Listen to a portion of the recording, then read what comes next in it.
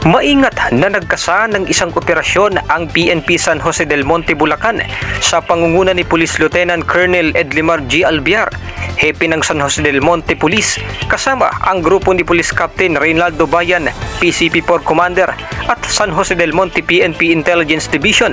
Pinasok ng grupo ang liblib na lugar sa Barangay Bagong Buhay 1 na binansagang Baryo Mausok na talamak ang bentahan ng droga sa nasabing lugar.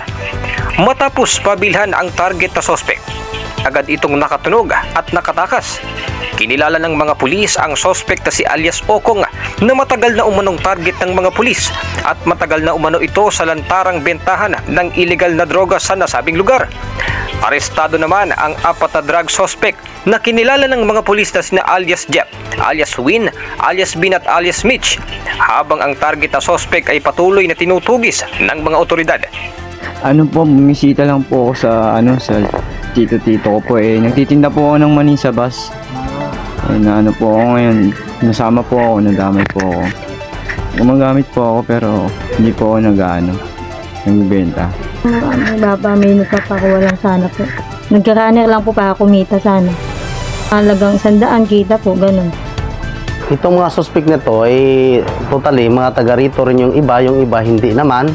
Kasi itong lugar kasi na to, papasok-pasok na yung mga tao kasi itong lugar talaga ng hotspot ito sa droga.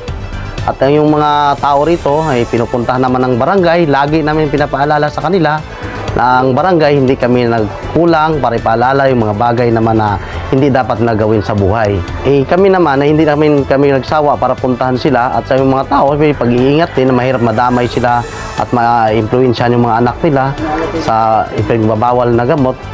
Kanya-kanya na lang pag-iingat sa bawat pamilya para ayos ang buhay. At hindi kami magsasawa para sugpuin at ayusin yung mga ganitong sistema nilang shabu dito sa lugar ng Baryo Mausok. Sa kabuuan ay aabot sa 14 na plastic heat transparent sachet na naglalaman ng hinihinalang shabu ang nakumpiska.